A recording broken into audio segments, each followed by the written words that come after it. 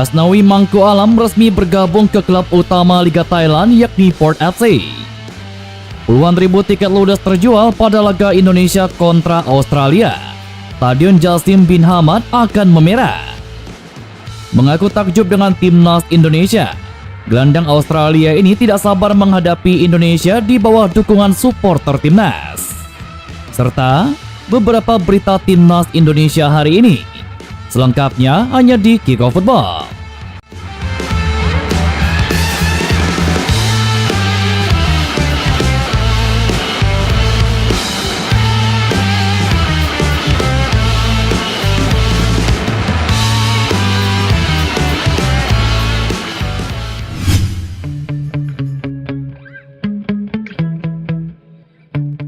Asnawi Mangku Alam resmi bergabung dengan klub Liga Thailand Port FC setelah meninggalkan klub Korea Selatan Jeongnam Dragons.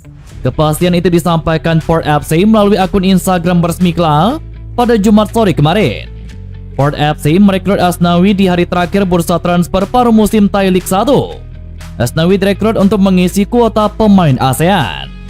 Setelah berkarir di Liga Korea Selatan bersama Ansan Greeners dan juga Jeongnam Dragon mulai 2021 lalu, Asnawi akhirnya memutuskan bergabung dengan Port FC. Asnawi akan terbang ke Thailand setelah tampil di Piala Asia 2023 di Qatar. Saat ini timnas Indonesia masih akan tampil di babak 16 besar, bersiap melawan Australia pada tanggal 28 Januari 2024. Tulis Port FC. Asnawi menjadi pemain kedua Indonesia yang bermain untuk Port FC. Sebelumnya klub berjuluk Lion itu pernah merekrut Terence Puiri pada tahun 2018. Port FC mengakhiri paruh pertama Thai League 1 musim ini yang merupakan kasta pertama Liga Thailand dengan berada di posisi ketiga klasemen dengan koleksi 29 poin, terpaut 5 poin dari Bangkok United di puncak klasemen. Timnas Korea Selatan dituding main sabun saat menghadapi timnas Malaysia dalam pertandingan matchday ketiga grup A Piala Asia 2023. Bermain di Al Janoub Stadium Qatar pada Kamis lalu, skor akhirnya imbang 3-3. Cukup 1 poin untuk membuat Korea Selatan lolos ke babak 16 besar Piala Asia 2023. Tim berjuluk Taeguk Warrior menjadi runner-up grup A dengan raihan 5 poin.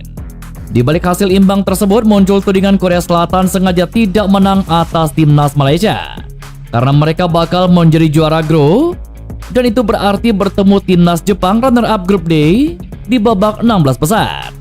Pelatih timnas Korea Selatan Jurgen Klinsmann membantah tudingan tersebut.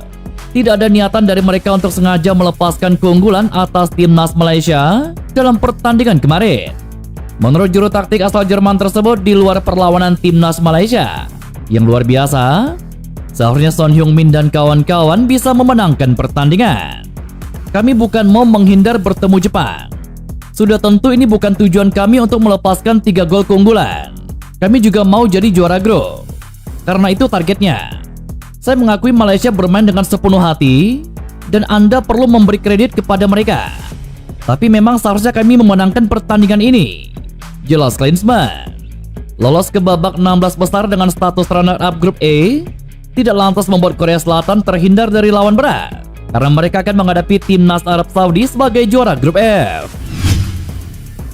Ketua Umum PSSI Erick Thohir buka suara atas keberhasilan timnas Indonesia lolos ke babak 16 besar Piala Asia. Dia sangat bersyukur Indonesia bisa mencatatkan sejarah di ajang 4 tahunan ini.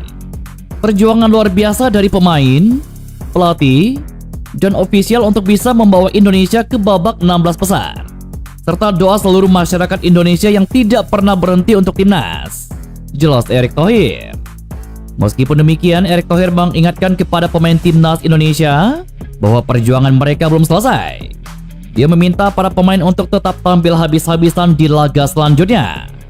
Di babak 16 besar, timnas Indonesia akan menghadapi Australia di Stadion Jasim bin Hamad pada Minggu esok.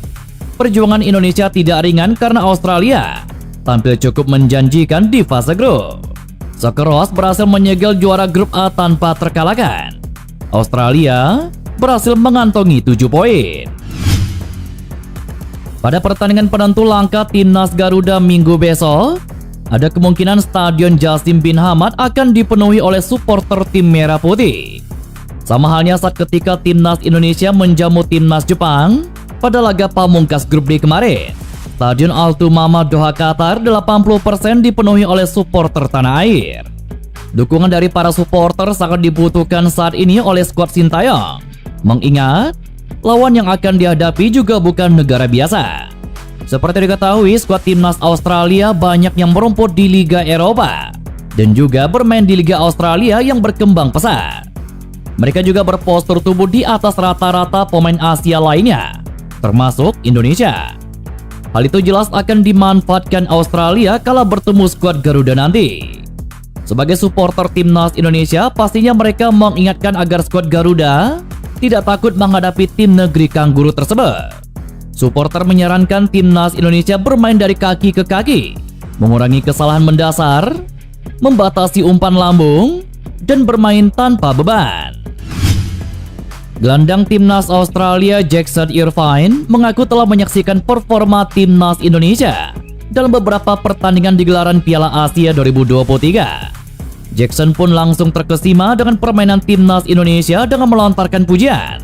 Sosok yang bermain untuk klub kasta kedua Bundesliga itu menilai skuad asuhan Sintayong sudah menampilkan permainan maksimal.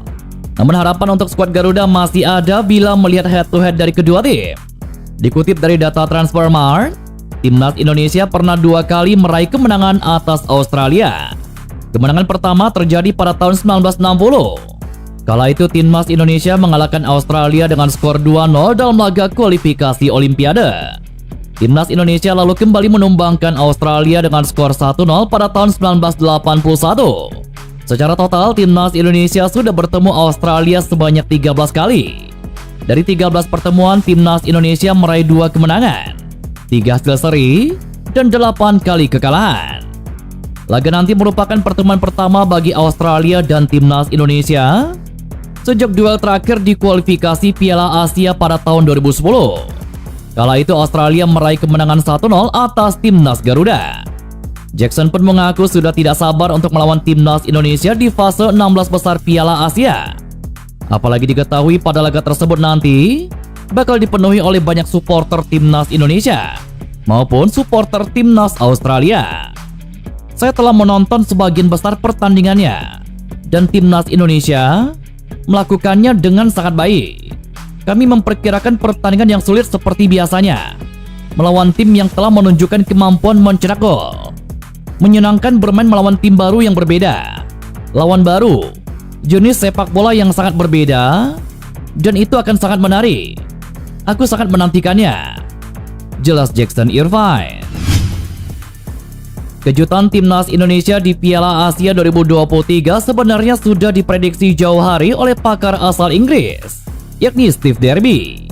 Menariknya dalam prediksi yang dilontarkan itu, Steve Derby juga menyinggung masalah terbesar timnas Indonesia di Piala Asia 2023. Hal itu berkaitan dengan modal yang dimiliki skuad asuhan Sintayong dalam membangun tim dengan para pemain tangguh di dalamnya, di mana Steve Derby menyentil pengelolaan sistem sepak bola Indonesia yang dinilainya buruk hingga menimbulkan ketidakstabilan. Hal itu dirasa akan membuat timnas Indonesia kesulitan di Piala Asia 2023. Di samping Steve Derby percaya skuad Garuda bakal tampil mengejutkan. Sosok yang juga merupakan pundit ESPN itu bahkan sempat meyakini timnas Indonesia bakal keluar sebagai runner-up babak penyisihan grup. Jika melihat apa yang dilakukan PSSI era Erick Thohir dalam beberapa tahun terakhir, pemain timnas Indonesia saat ini didominasi pemain abroad. Beberapa pemain dari kompetisi domestik tetap diandalkan, namun tidak semua posisi dipercayakan Sintayong kepada mereka. Ramadan Sananta misalnya, pemain yang cukup gacor di kompetisi domestik ini bahkan belum sempat mencicipi semenit pun waktu bermain. Yaakob Sayuri, Egy Maulana Fikri, Rizky Ridho, dan juga Hernando Ari merupakan pemain dari kompetisi domestik yang selalu menjadi andalan Sintayong di Piala Asia 2023. Menarik untuk dinantikan apakah di babak 16 besar Piala Asia 2023 nanti beberapa pemain yang belum dipercaya bermain akan mendapatkan kesempatan merumput.